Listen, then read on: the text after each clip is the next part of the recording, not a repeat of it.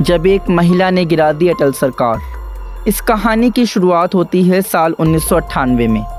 2 साल में भारत ने 3 प्रधानमंत्री देख लिए थे।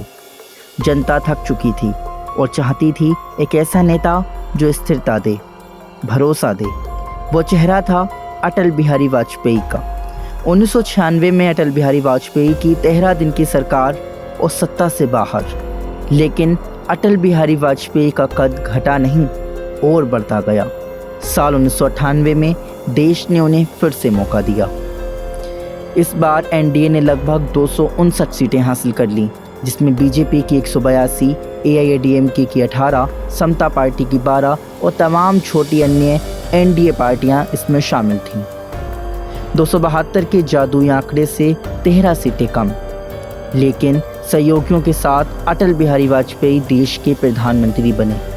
और इन सहयोगियों में सबसे अहम थी जयललिता की पार्टी ऑल इंडिया अन्ना द्रविड़ मुन्नेत्रम कड़गम यानी एआईएडीएमके।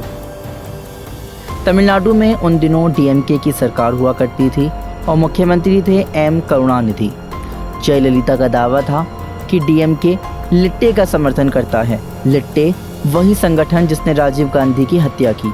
उनकी मांग साफ थी, केंद्र सरकार डीएमके सरकार को बर्खास्त करे। अटल बिहारी वाजपेयी संविधान और सिद्धांतों से समझौता करने वालों में से नहीं थे। इसलिए शायद उन्होंने कहा कि राजनीतिक कारणों में से किसी राज्य सरकार को नहीं गिराया जा सकता, और यही पहला दरार बन गया एनडीए में। एआईएडीएमके ने केंद्र सरकार पर दबाव बनाना शुरू कर दिया। कभी भ्रष्टाचार के केस में अपने लोगों के खिलाफ कार्रवाई रोकने की मांग, तो कभी तमिलनाडु में राष्ट्रपति शासन लगाने की मांग। इस बीच एनडीए के अन्य सहयोगी जैसे बीजेडी और शिवसेना, श्रोमणी अकाली दल अटल जी के साथ खड़े नजर आ रहे थे। लेकिन छोटे दल बीएसपी निर्दलीय हवा का रुख भांपने में लगे हुए थे। अप्रैल 1999 में जयललिता ने अपना समर्थन वापस ले लिया। एआईएडीएमके के 18 सांसद एनडीए से अलग हो गए। अब अटल बिहारी वाजपेयी सरकार अल्पमत में आ चुकी थी। Congress, communist party, Samajwadi party और अन्य विपक्षी दल एकजुट हो चुके थे। लेकिन सबको ये बात पता थी कि फ़र्क सिर्फ कुछ वोटों का ही है। 17 अप्रैल 1999 लोकसभा का विश्वास मत। सत्ता और विपक्ष दोनों को पता था कि आज का दिन इतिहास में लिखा जाने वाला है। अटल जी ने भावुक भाषण दिया, हम सत्ता के लिए अपने सिद्धांतों का बलिदान नहीं देंगे। लोकसभा में वोटिंग हुई और नतीजा आया। अटल सरकार के पक्ष में 269 और विरोध में 270। सरकार सिर्फ एक वोट से गिर चुकी थी, और वो शायद एक वोट था ओडिशा के तत्कालीन मुख्यमंत्री गिरधर गोमांग का, जो उस समय ओडिशा के मुख्यमंत्री थे लेकिन सांसद पद से इस्तीफा नहीं दिया। उन्होंने भी लोकसभा में आकर अपना वोट दिया था, जो अटल बिहारी वाजपेयी के विरोध में था। शायद यही वो एक वोट था जिससे अटल बिहारी वाजपेयी की सरकार गिर गई। सरकार गिरने के बाद विपक्ष ने कोशिश की, लेकिन कोई और सरकार नहीं बना सका।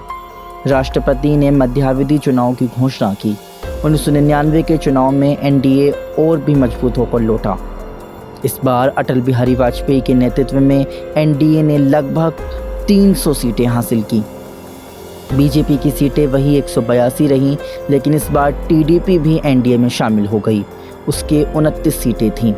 एआईएडीएमके तो एनडीए से अब बाहर थी, लेकिन डीएमके एनडीए में शामिल हो चुकी थी, और डीएमके के भी 12 सांसद थे।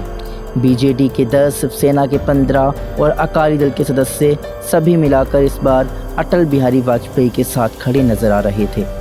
अटल बिहारी वाजपेयी तीसरी बार देश के प्रधानमंत्री बने, और इस बार उन्होंने अपना कार्यकाल भी पूरा किया।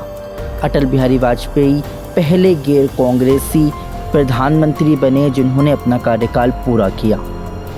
17 अप्रैल 1999 का वो एक वोट भारतीय राजनीति की दिशा बदल गया।